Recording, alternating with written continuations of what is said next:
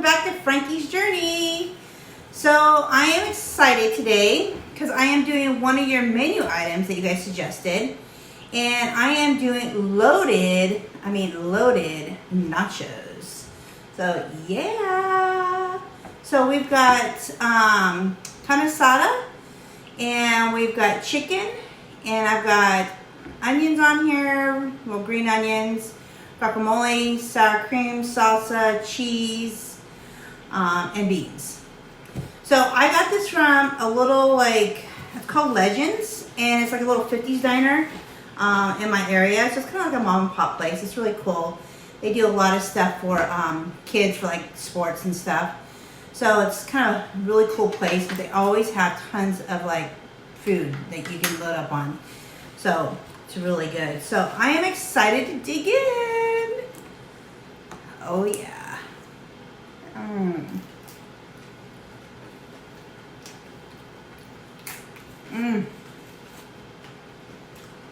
It's so hot here, you guys. So hot. So I had a lot of things I was gonna make, but then I was like, this heat is killing me. And it just kept getting later and later in the day. And I was like, okay, I gotta eat because I'm starting to get really cranky. So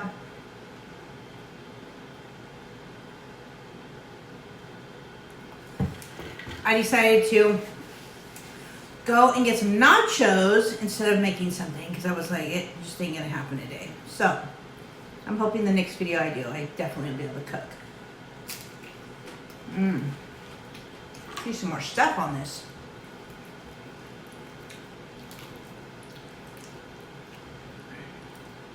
Oh yeah.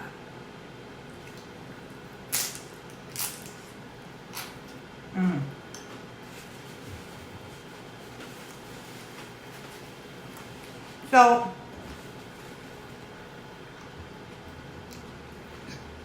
today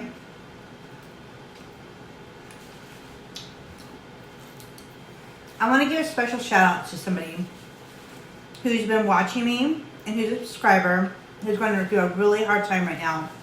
So if all you prayer warriors can come out and pray for this lady named Cindy. She is a former truck driver, and she's going through a really hard medical prognosis right now. And I just feel like we need to pray for her. She's going through getting a transplant soon. And so Cindy could really use prayers right now to make sure that it goes successfully and a really quick healing. So we just pray over her, Cindy, that she'll be okay and things will be good. So just reaching out to you, Cindy. So good.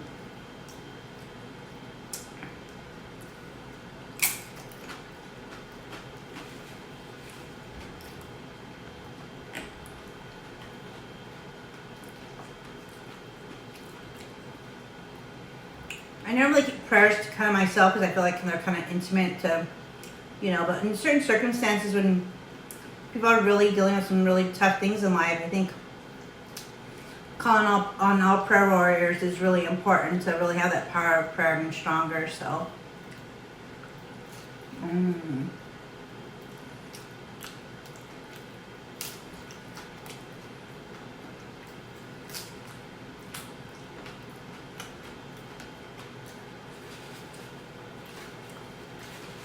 So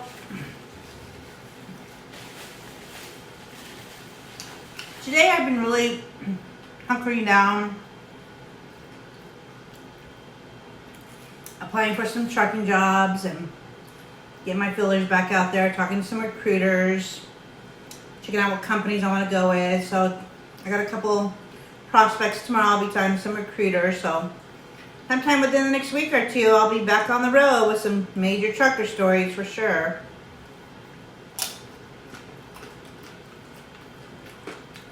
I've definitely been procrastinating over it. I'm excited, but nervous at the same time. It's been a while since I've been on the road, so.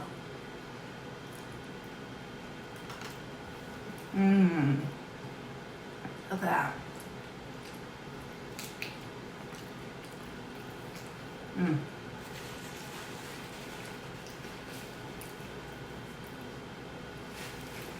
So some hobbies I like to do is the great outdoors. I love the outdoors. I like to go bicycle riding, swimming, hiking, camping. I'm all about the outdoors. Love it.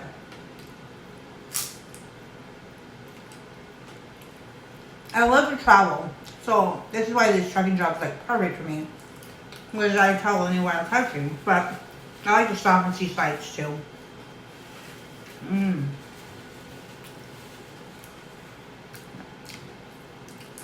So I've been trucking for a little over 3 years. Before trucking, I was in an office environment. Went to school and got my degree in accounting. So I've always been in finance for probably maybe the last 10 years. And then before that, I was in management, hospitality management. So I've always had, careers and obviously different genres, because I get bored really easily. So this trucking job's been really awesome for me, because you can't get bored trucking because you're always seeing different things. So it's awesome. Oh my gosh, look at that, guys.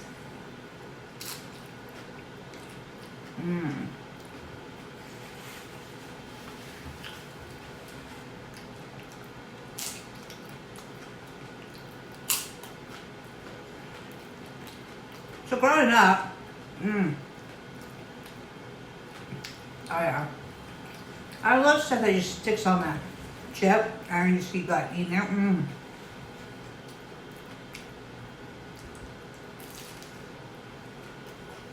So growing up,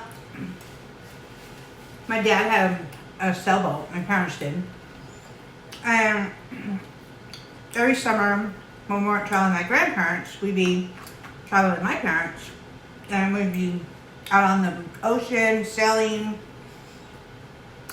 fishing. That's really fun summers. So I've been so used to being on a boat. Sailboat, and then my dad sold that, got a powerboat.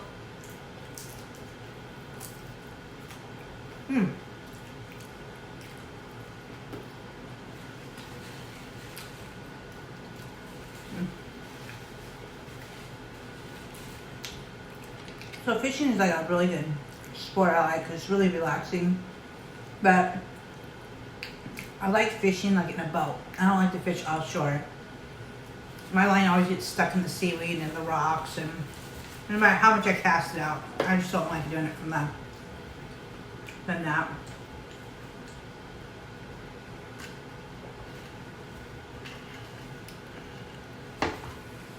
So I have a trucking story that you guys are going to find hilarious.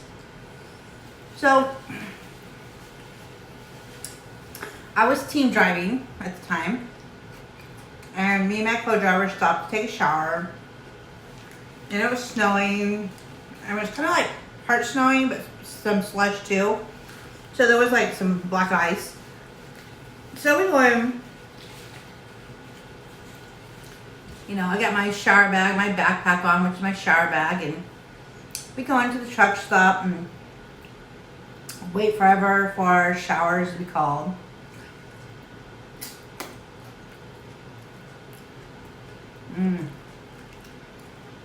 We go in, buy our snacks,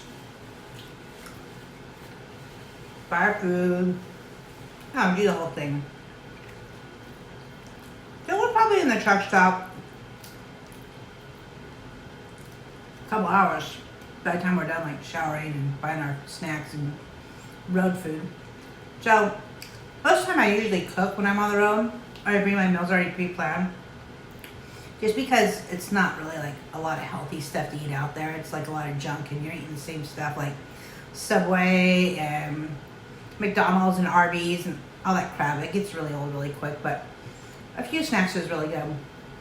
So anyway, we get out, and I'm walking along, and I've got my backpack on, and I'm like, do-do-do-do-do. And all of a sudden, my co-driver is walking ahead of me, and it's dark.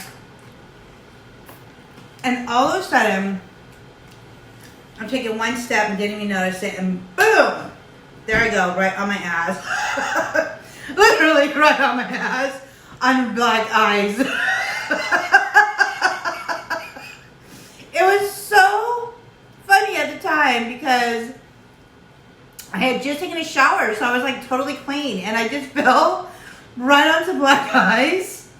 And some of these guys, my co-driver didn't even know what was going on because he was so far ahead of me. And these guys come out and say, "Ma'am, are you okay?" And I'm like, "Yeah, I was more embarrassed than anything." So in a way, they try to help me up. Here's the worst part, is they couldn't get me up because the black ice was so slippery. And my backpack, my shower bag, was weighing my ass down. So I couldn't get up. They couldn't get me up. It was so embarrassing and awkward. So I finally was like, okay, let me take this backpack off because this is what's weighing me down from getting up. So once I got the backpack off, they were able to help me up, but I was already soaked again. Like, what was the point of taking a shower? It was so awkward. So luckily we had some free time, so I went back, waited in line again at the shower, did get another shower because I was literally soaked and drenched from like the black ice. There's a puddle of water. I was just like, everything was drenched on me. I was so embarrassed. My co-driver finally found out. He was laughing his ass off.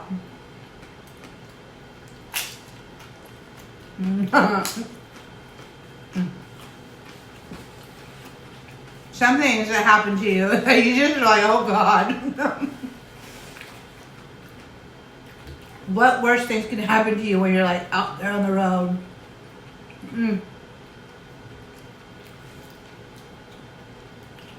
Literally.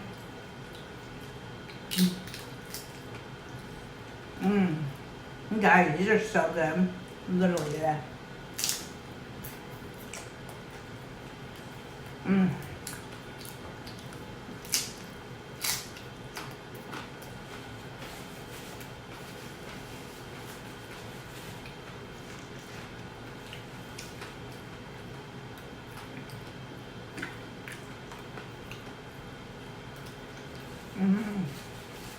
So,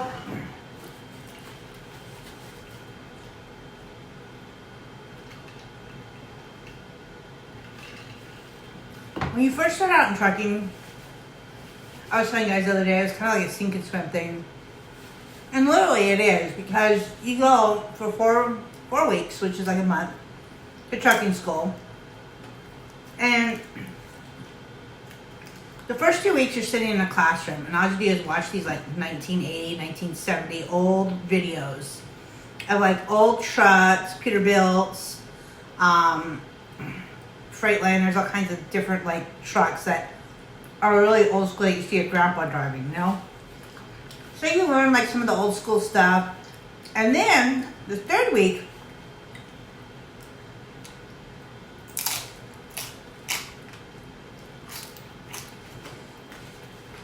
you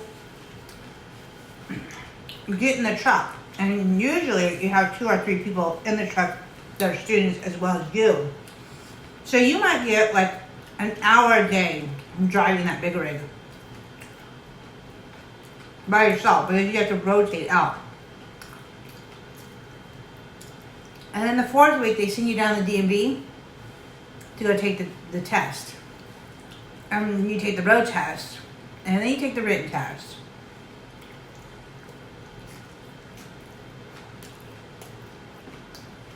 Well, you have to do the written test first, but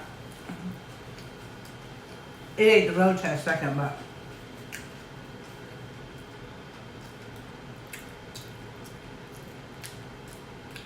it's really challenging to take it when you don't get very much training. And 9 times out of 10 when you do it so like that, you fail the first time, you have to retake it just because they don't teach you enough. You don't get enough, learning opportunity. It's really expensive to go. It's like, it could range anywhere between $5,000 to $8,000. It depends. Some trucking schools will do it based off of if you get a year contract with a company. But it's not really good to do that because then you're locked into that company for like a year. And what if you don't like the company and they treat you like crap, which is 9 times out of 10.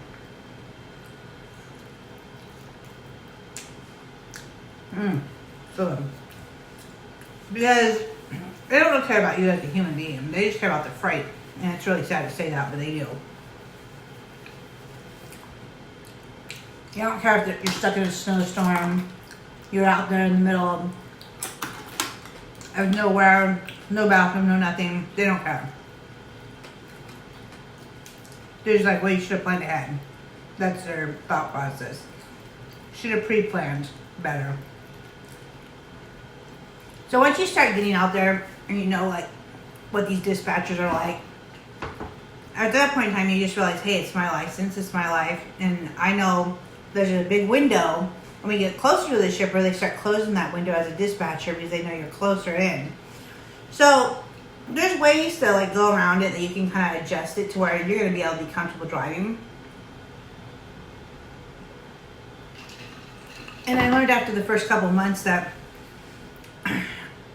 not to have a dispatcher push me, push you around and stuff like that, because like I said, at the end of the day, you're the one that's in charge of that freight and that's your license, so.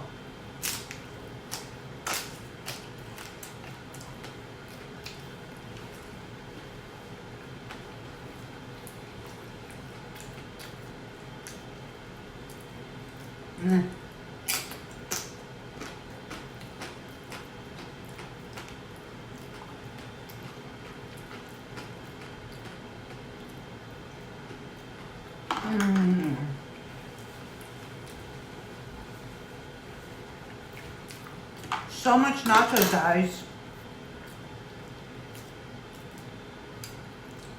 Super good.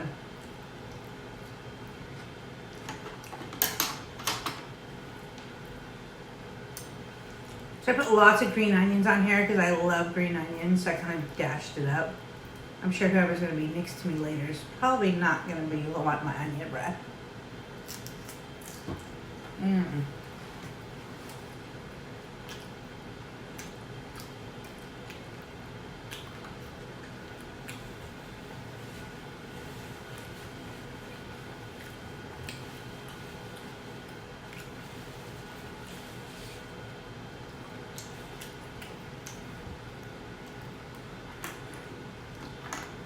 So,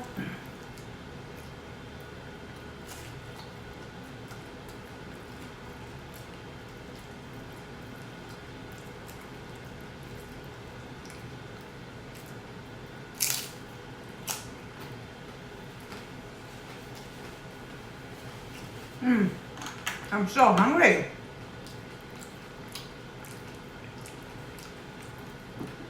Oh yeah. Oops.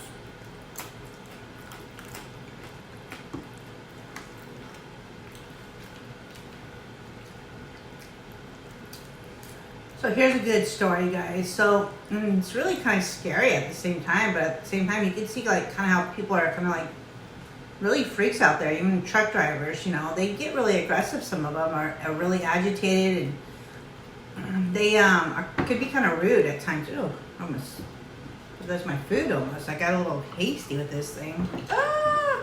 Okay. So I used to drive for Dart. I was in Chicago. If you haven't driven to Chicago, if you're not from Chicago, Chicago is like 10 times worse than LA with traffic. It's so bad, Chicago traffic. You could be sitting in there for hours without moving, literally. So when you go through Chicago, you definitely have to make sure you have 3 or 4 hours left on your clock, because if you're planning on getting to a shipper within a couple hours, thinking you're really close, you're already in Chicago, you're really pushing your clock. It's really rough. So Chicago's kind of a rough area to find truck parking because, there's some rough parts of Chicago. So when I was super late, it must have been like 1:30, 2 o'clock. It was early in the morning. And I was so tired. I was at the end of my rope as far as my hours. And I was just praying and hoping there would be some truck stop that'd be open, that I'd have like some room. Because when you get later in the night, the worse it gets for truck parking. You can't find nothing. So I usually like to park at like Petros or TAs because they usually have ample parking. And when you have to pay for it. When you get in a really late up night like that, it's worth it. But the later it gets, truckers pretty much just park wherever they can. Wherever there's a hole that's not blocking traffic, that's where you park. You just try to make up your own parking at some point in time sometimes, because you don't have a choice. It's either you run out of your citation or you just park it.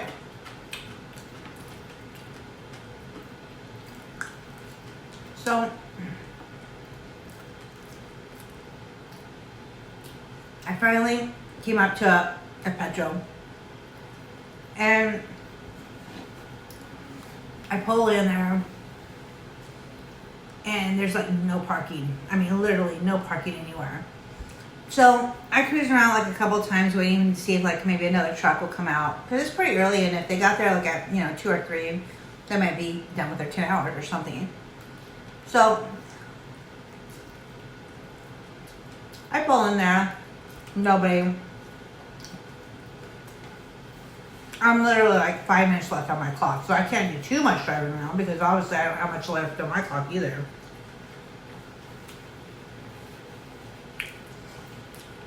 So I'm driving around, and finally I said, screw it. I'm just gonna like park it. So I go in. Because it's so late, I park like right out there up front, like where all the paid parking is usually. There's like up front for like people that have handicaps or like up front, but it wasn't handicapped. But it's always up front parking. Not always, but most of the time it's close up. For paid parking anyway. And when I say close up, I mean like close up to like the front entrance of like the TAs, like Country Pride or, Iron Skillet, type of thing, close up. Close up to the restaurant.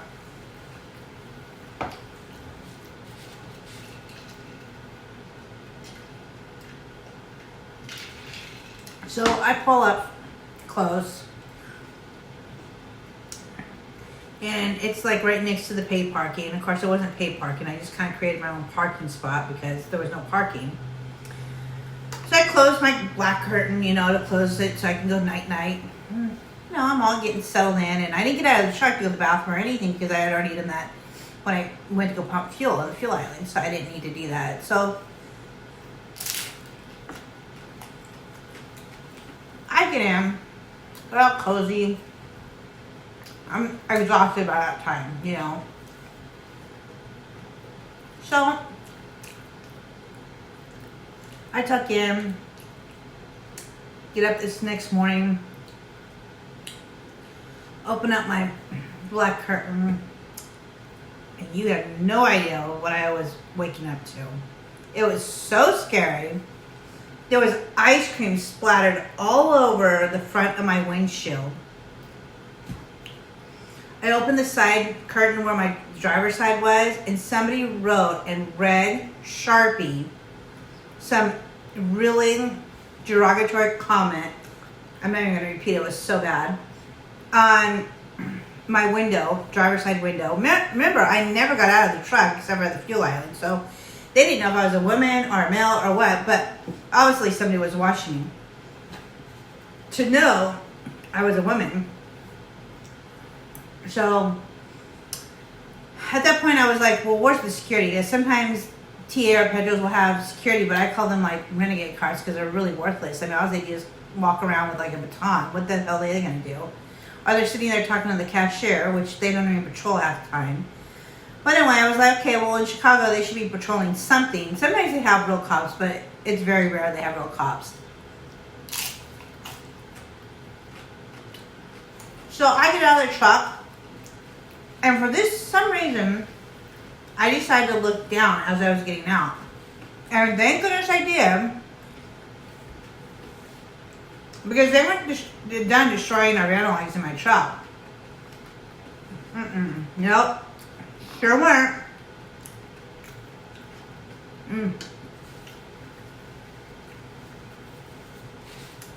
They had put a big bag of dog shit right there as I got out of the truck, right there on the driver's side.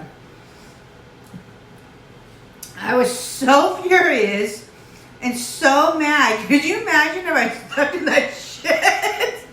How raunchy my boots would have smelled? Oh my gosh, I would have died.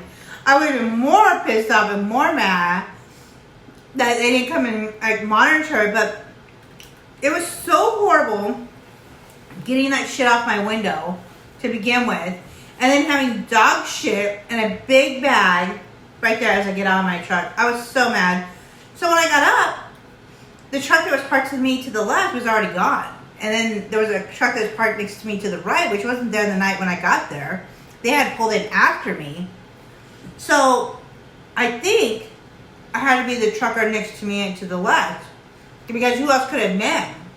Obviously he was pissed because he had to pay, and I didn't pay because it's not a big parking spot. I just parked next to him.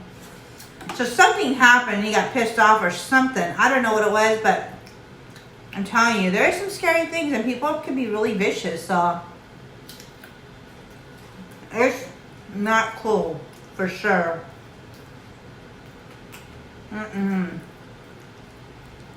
I was in a dog shit. Oh my god. Awful.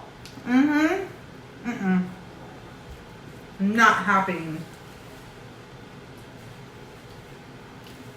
Nope.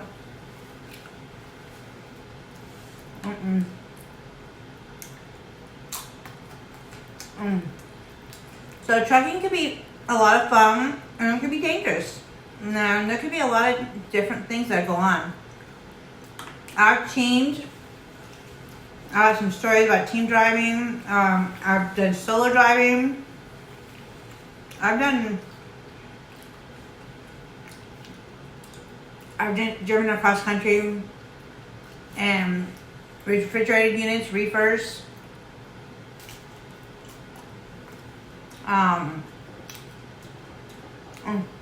Oh man.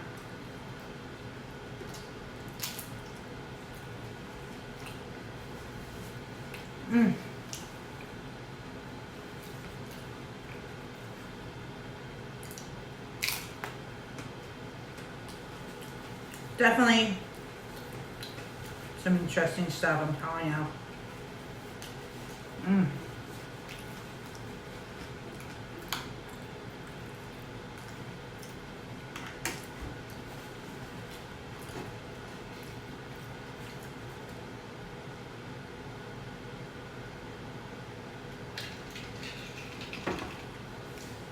Alright. I'm gonna take one more and then I'm pretty much done. I'm so full. Oh, I gotta get some good stuff on this. These nachos can be really, really overbearing and filling, so.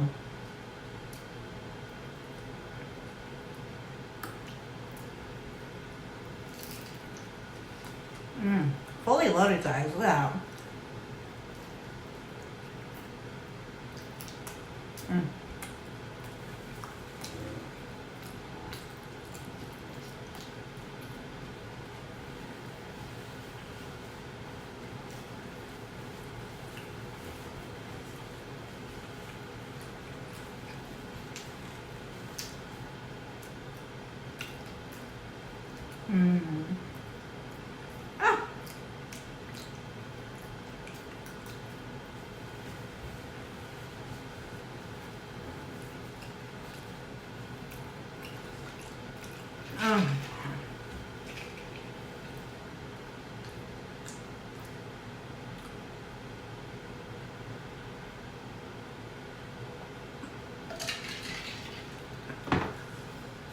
Alright guys, I think I'm done throwing in the towel. So I hope you guys really enjoyed this video. Some good trucker stories. Hope you laughed at my ass being, you know, on that black ice. Thank goodness I didn't break any bones though. That could have been really dangerous. I laugh about it now because like I should just pay attention, but sometimes you just can't see that black ice. So anyways, hope you guys enjoyed it. And I have some really good things coming up as far as some good meals coming up more. So stay tuned for some featured mukbangs. All right, guys. We'll see you later. Thanks for joining. And thanks for your support and love, too. I always want to say that to you because without you guys really supporting me and giving me love back, I wouldn't be able to be where I'm at now with my followers. So I really appreciate that with the subscribers and everything. So, all right, guys. Love you. And we'll see you next time. Bye. Remember our story? We used to drive around in a forest of concrete, You were 2 years older, I was taking the